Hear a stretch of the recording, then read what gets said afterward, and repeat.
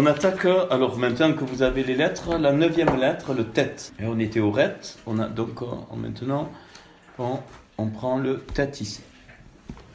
D'accord? Comme ça, vous la voyez, la forme. Hein, vous allez voir. Alors, le tête. Alors, donc, correspondance Apocalypse 9, on va le voir tout à l'heure. Et donc, 8 premiers versets. Alors, les 8 mots que David utilise. Donc, le premier, c'est Tov. Le deuxième, c'est encore Tov. Donc, 2 fois Tov, comme au 3e jour.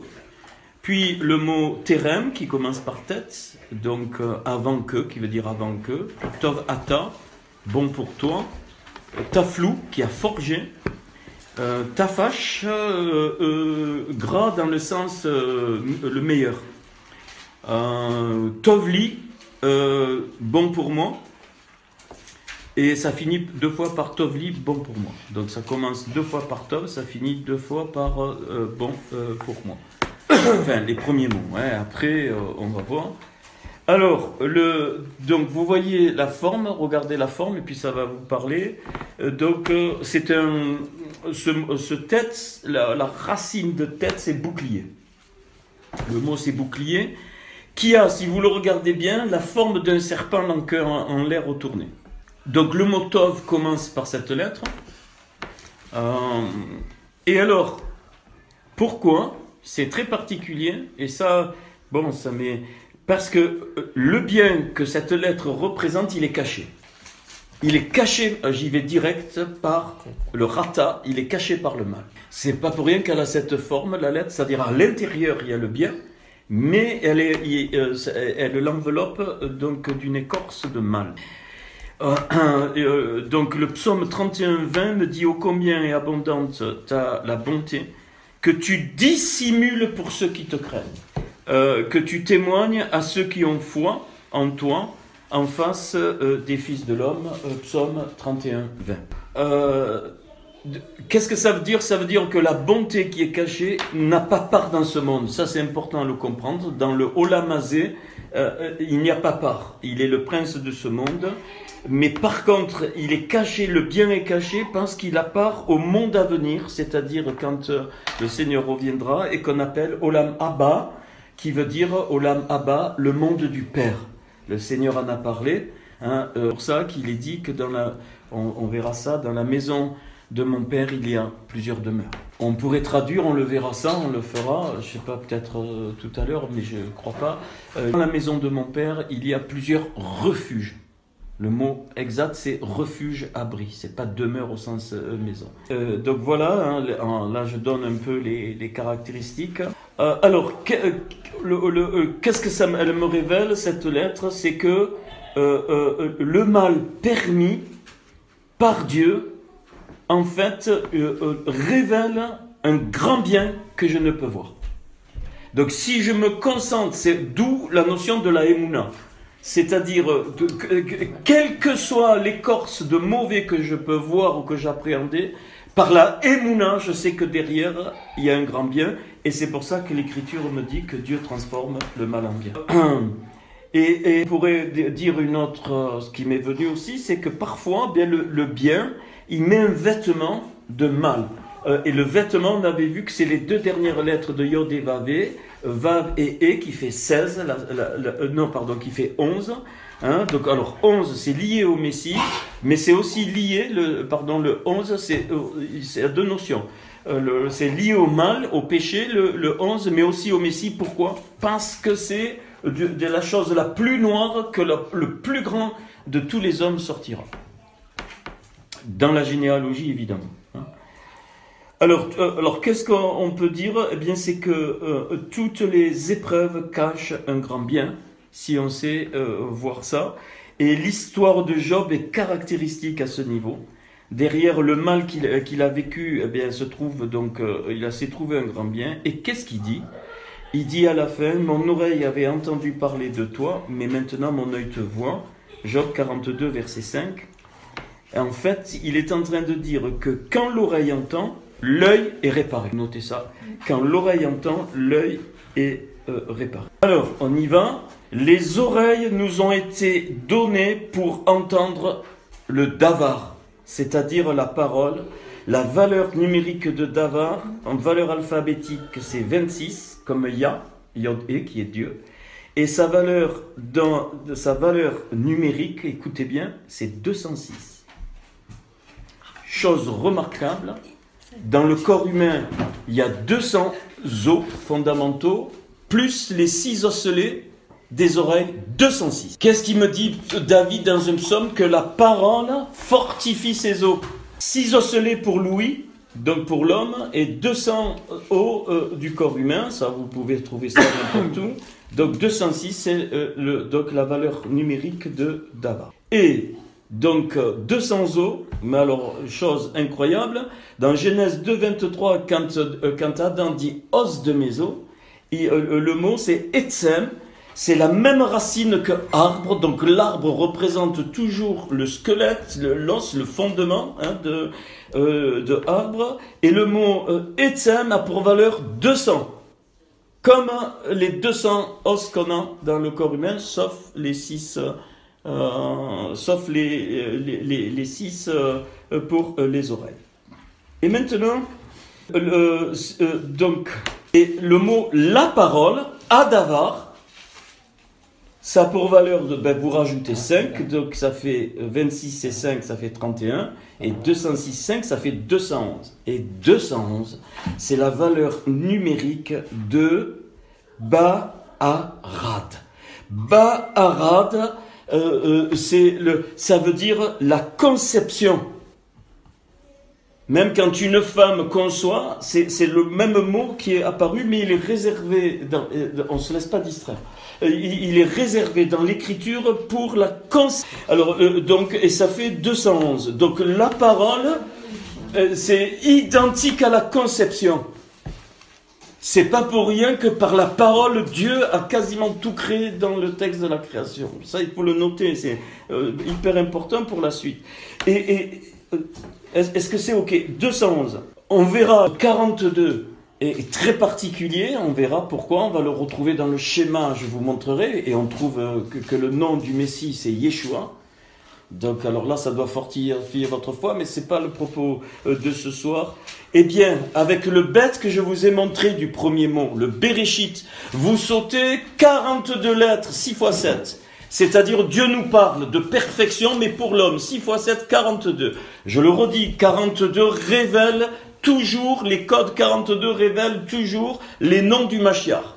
Et dans le schéma, en code de 42 sort Yeshua. Le nom du Mashiach, c'est notre Seigneur. Je vais fracasser la table.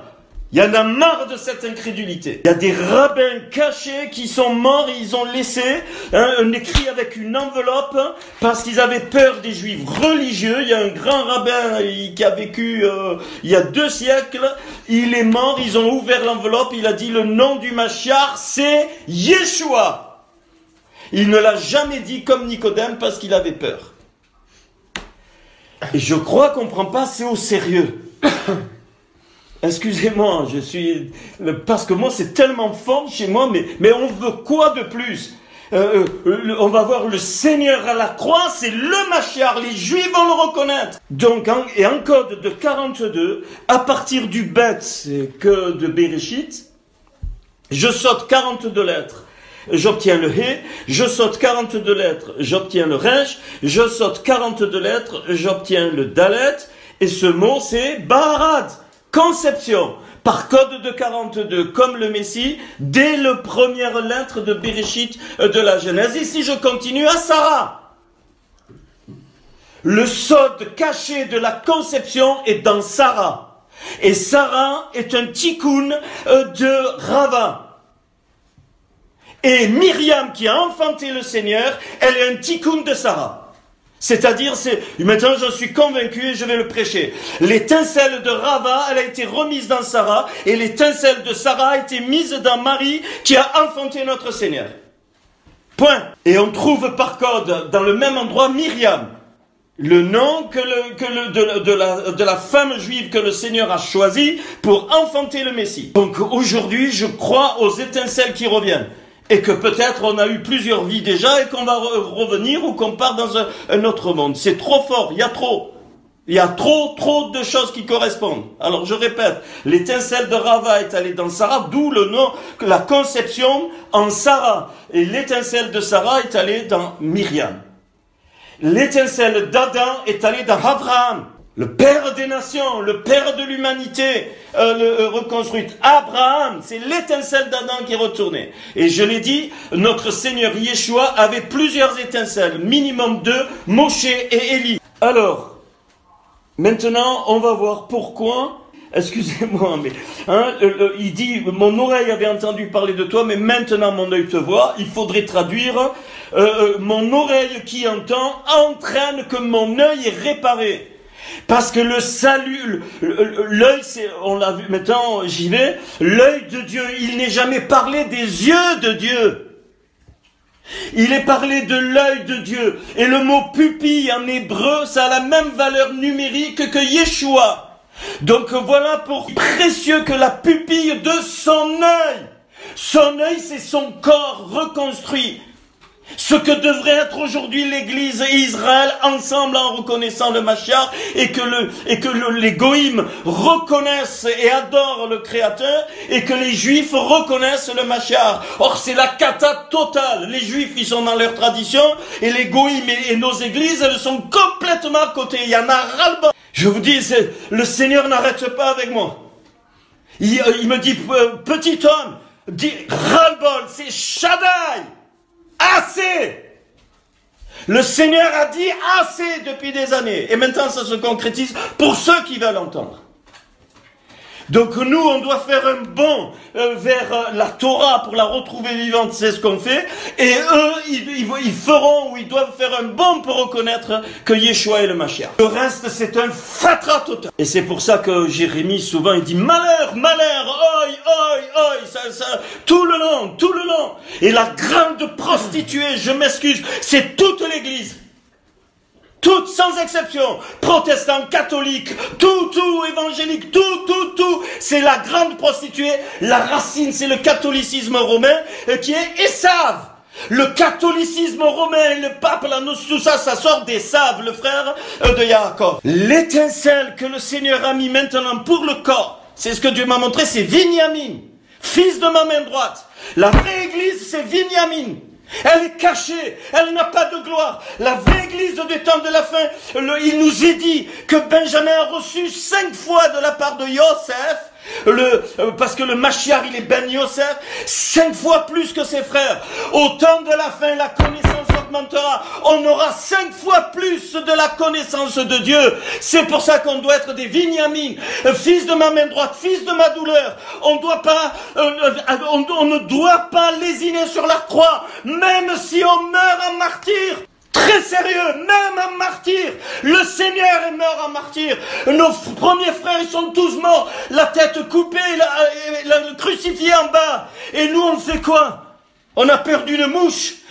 Shaddai. Et je dis ça, je le crie, pourquoi? Parce que quelque chose est en train de se fracasser ensemble dans le monde spirituel. On fracasse, on doit fracasser le mensonge. C'est le temps de Dieu, même si on n'est qu'un petit noyau. Shaddai, dit le Seigneur.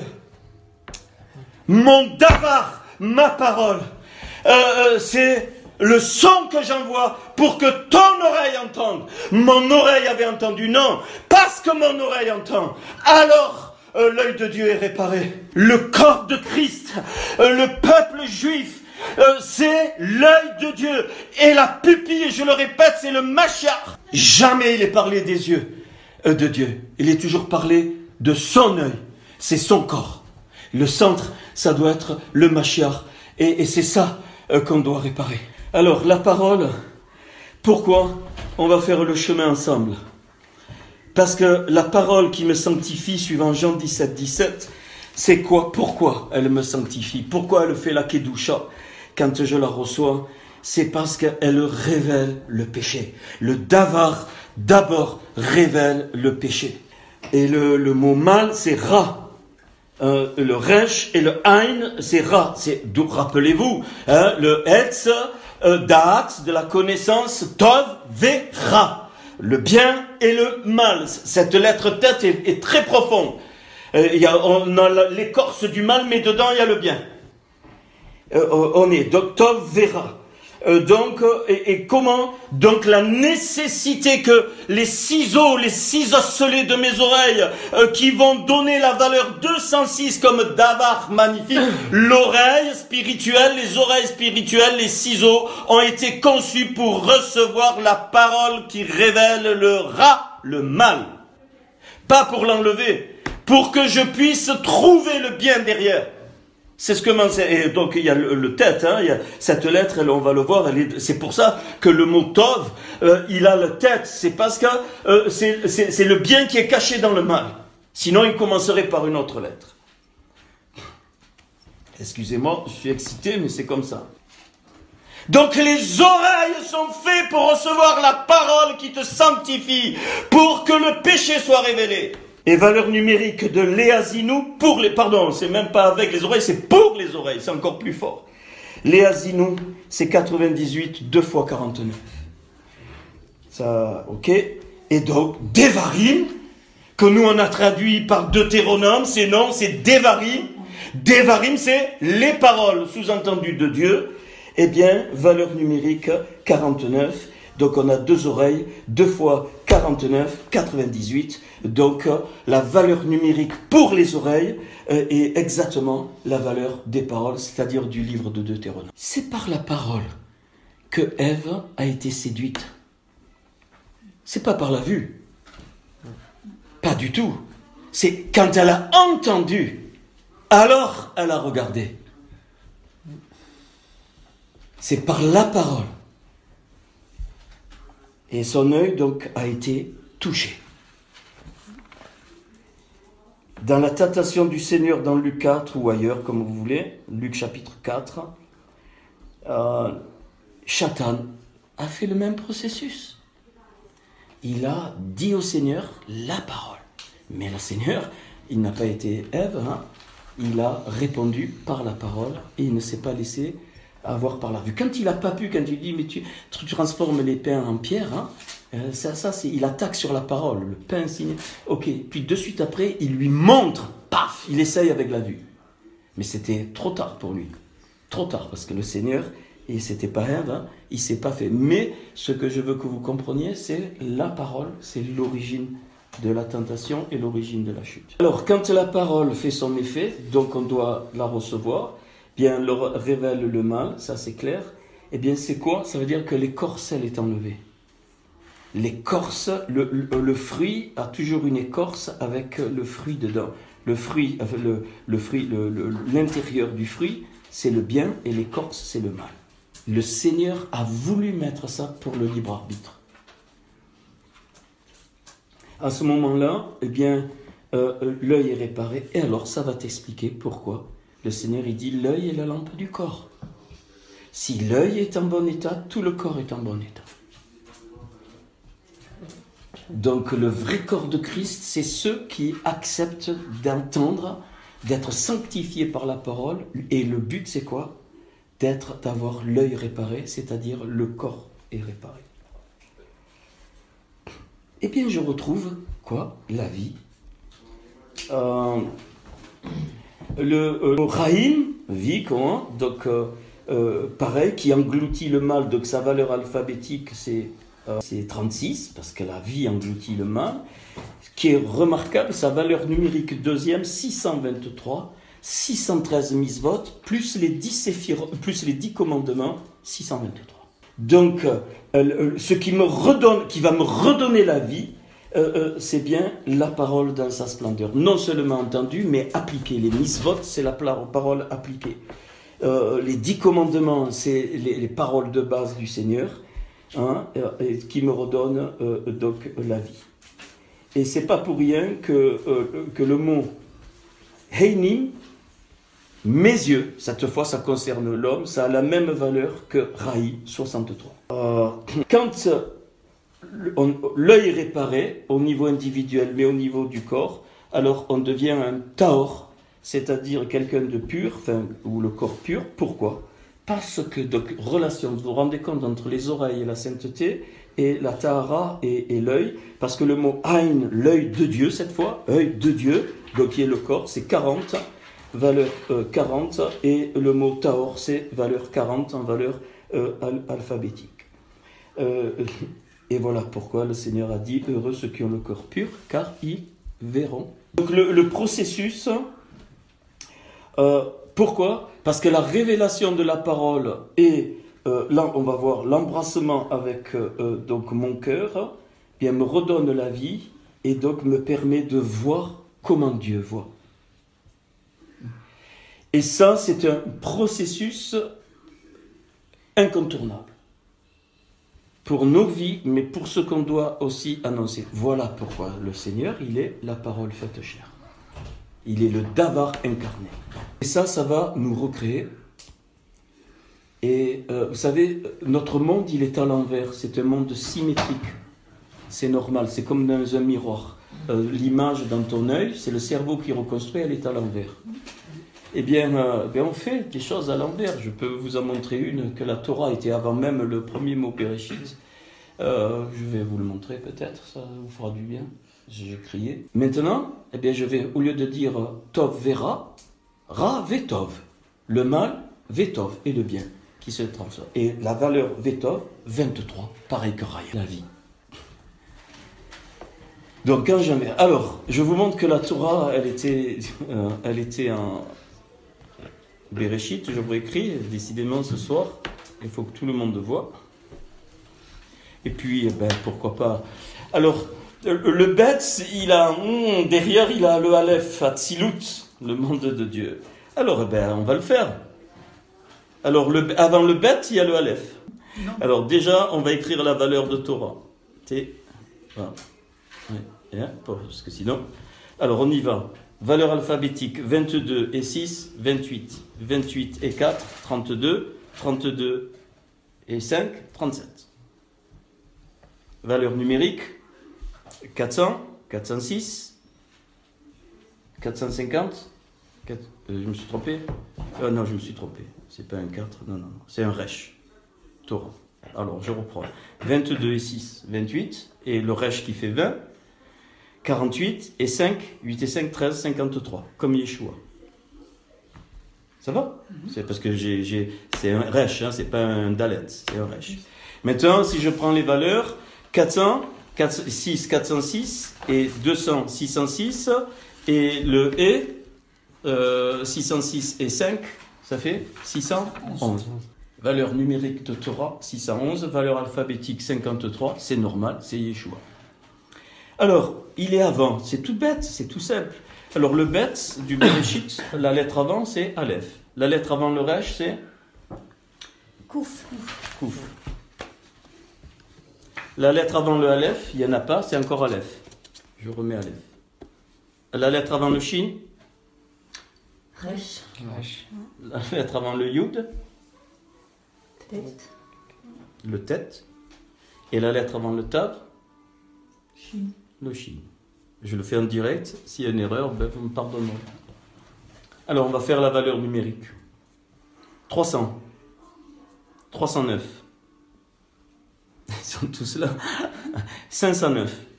Resh, c'est 200. 510. Le Kof, c'est 100. 610. Et le Aleph, 1. 611. Donc, la Torah était avant le mot Bereshit. Bien sûr. Alors, toujours dans cette lettre tête, on va voir maintenant Apocalypse 9. Alors, oui, j'ai oublié de vous donner les piliers, les barres. Excusez-moi. J'ai crié, donc ça m'a fait... Alors, les 3 piliers de cette lettre, enfin, moi, ce que j'ai trouvé, après peut-être il y a autre chose. D'un côté, le Tov, donc le bien. De l'autre côté, l'épreuve, au sens du mal. Et au milieu, le discernement, qui équilibre. Au niveau des barres, eh bien, en haut, c'est l'épreuve permise, accepter que l'épreuve est permise. En bas, c'est donc les conséquences de l'épreuve, en bas. Je suis en train de, en même temps, excusez-moi, de réfléchir. Enfin, les conséquences, plutôt les leçons de l'épreuve. Voilà, les leçons de l'épreuve que je peux en tirer. Et au milieu, le paradoxe. Le centre de ça, c'est que le paradoxe, notre Seigneur a été un paradoxe quand il est venu. C'est pas pour rien en plein Shabbat, il a guéri, il a été paradoxe. Il a foutu le paradoxe exprès, enfin exprès, c'est le but. Et ça, le mal et le bien, c'est un paradoxe, mais qu'on doit accepter. Donc c'est des barres qui nous protègent. Alors les verrous, eh bien le premier, on le comprend, c'est accepter. Accepter ce mystère, hein, ça c'est le premier verrou. Et le deuxième, se soumettre entièrement au verdict de Dieu.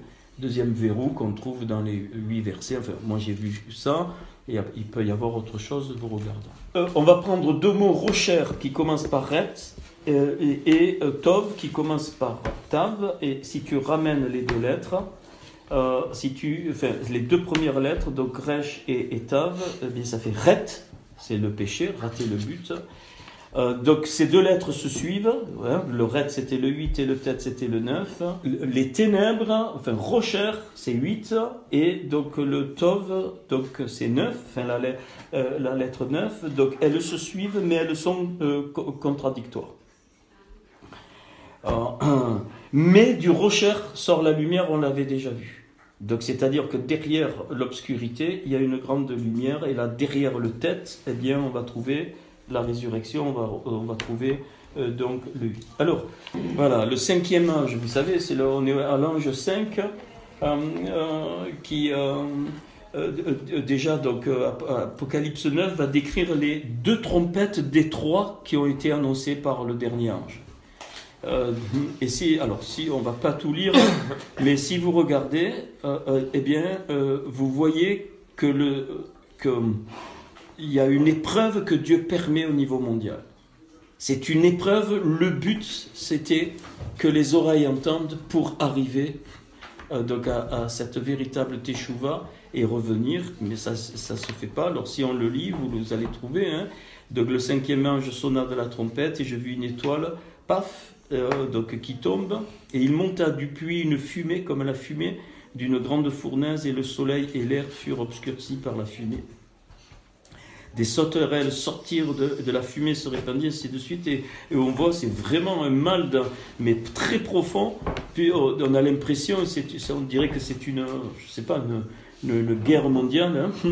Il leur fut donné, alors le verset 5, à ces sauterelles qui sont sorties, donc il leur fut donné non de les tuer, mais de les tourmenter pendant 5 mois. Et le tourment qu'elle causait était comme le tourment que cause le scorpion quand il pique un homme. En ces jours-là, les hommes chercheront la mort et ils ne la trouveront pas. Ils désireront mourir et la mort fuira loin d'eux. Donc c'est vraiment... ces sauterelles ressemblaient à des chevaux préparés pour le combat. Alors on peut penser à la guerre. Il y avait sur leur tête comme une couronne semblable à de l'or. Et leur visage était comme un visage d'homme. Elles avaient des cheveux comme les cheveux de femmes. Et leurs dents étaient comme les dents de lion. Elles avaient des cuirasses comme des cuirasses de fer, et le bruit de leurs ailes était comme un bruit de chars à plusieurs chevaux qui courent au combat. C'est quand l'ange sonne de la trompette, c'est-à-dire c'est Dieu qui envoie ça. Il faut comprendre, hein, c'est Dieu qui envoie ça. Elles avaient sur elles comme roi l'ange de l'abîme, nommé en hébreu Abaddon et en grec Apollyon. Le premier malheur est passé, voici il y a encore 2 malheurs après cela. Ok. Et le 6e ange sonna de la trompette, et j'attendis donc une voix venant des 4 cornes de l'autel d'or qui est devant Dieu, et disant au 6e ange qui avait la trompette, donc c'est la 2e parmi les 3, puis il en reste une, délie les 4 anges qui sont liés sur le grand fleuve l'Euphrate, et les 4 anges prêts pour l'heure, le jour, le mois et l'année furent déliés afin qu'ils tuent le tiers des hommes. Le nombre des cavaliers était de 2 myriades, c'est 200 millions. 2 myriades, c'est 200 millions. J'en entendis le nombre, et ainsi dans la vision, je vis les chevaux, bon, ainsi de suite. Le tiers des hommes fut tué par ces 3 fléaux, par le feu, par la fumée, par le soufre. Et les autres hommes qui ne furent pas tués par ces fléaux, voilà, verset 20, ne se repentirent pas. Donc Dieu a envoyé ce mal, c'est pas l'ennemi. Dieu a donné un ordre même à Abaddon, l'ange de l'abîme, Satan, mais quand tu veux, il l'a envoyé exprès pour que les hommes se repentent, ils n'ont pas voulu. Donc là, on est vraiment dans la lettre tête, c'est-à-dire il y a un bien caché derrière ce grand mal, et les hommes, même s'ils ne veulent pas. Et ils ne cessèrent pas d'adorer les démons, les idoles d'or, d'argent, d'airain, de pierre et de bois, et ils ne se repentirent pas de leur meurtre, ni de leur enchantement, ni de leur débauche, ni de leur vol. Donc pour moi ce texte est, enfin voilà, ça correspond bien à cette lettre tête où Dieu envoie le mal comme une épreuve pour donner la possibilité donc au monde entier de revenir à lui, mais ils ne le font pas. Bon après il y a des clés qui, bon moi j'ai pas toutes les clés, hein, mais on peut chercher, hein, pourquoi 5 mois, qu'est-ce que ça veut dire, bon voilà, il faut y réfléchir. Ce qu'on remarque, c'est la première fois dans la Bible que la lettre ret et tête, comme j'ai dit, pour qu'il donne le ret, le mal, est associée. C'est au moment où il est dit à Caïn, le péché se couche à ta porte, le mot c'est rata. Et le mot rata donc, commence par ret et tête. Donc, et la valeur rata, c'est 17 comme tov. Donc, le mal, ça ne veut pas dire toujours ce qu'on croit. C'est-à-dire, maintenant, le contraire, le mal peut être enveloppé d'un bien, entre guillemets, mais c'est du mal. C'est le contraire. On a, comment dire, on a on a une plus grande responsabilité encore que les Juifs qui connaissaient la Torah avec tous les secrets. Parce qu'on a la dimension de la croix et de l'accomplissement de la Torah en notre Seigneur, mais eux, ils ne l'ont pas. Le mot rata a pour valeur 418, exactement la valeur Tsalava Haaretz, c'est-à-dire la croix sur la terre. La croix qui est venue sur la terre, c'est une expression en hébreu, Tsalav Haaretz 418. Donc c'est la solution au ratat, c'est-à-dire au mot péché qui est donné donc à Caïn. Et aussi l'expression Vetsur Tsalav est le fondement de la croix 418. Prêcher la croix dans une dimension qu'on ne connaît pas. Prêcher la croix sans l'avoir vécu, ça ne sert à rien. Je donne ça parce que pour moi c'est très important. Pas pour moi, pour nous c'est très important. Cette dimension supplémentaire qu'on a même par rapport au plus grand rabbin, c'est des choses que Dieu nous redemandera compte. Ou alors, on déclare que notre Seigneur n'était pas le Messie. C'est-à-dire qu'on fait comme les Juifs, pour certains. Il y a 2 solutions. Il n'y en a pas 36 000, il y en a 2. Ou on prend la dimension du sérieux dans lequel on est, ou alors on dit, ok, on fait comme les Juifs, on reste dans la Torah, mais on ne reconnaît pas que celui qui est venu il y a 2000 ans était le Mashiach. Là, il faut être cohérent. Parce que sinon, on va présenter quoi? Il y a l'œil de Dieu doit être réparé, son corps doit être réparé, des étincelles qui doivent rentrer dans son royaume. Le Seigneur a parlé du royaume. On fait quoi? On va présenter quoi?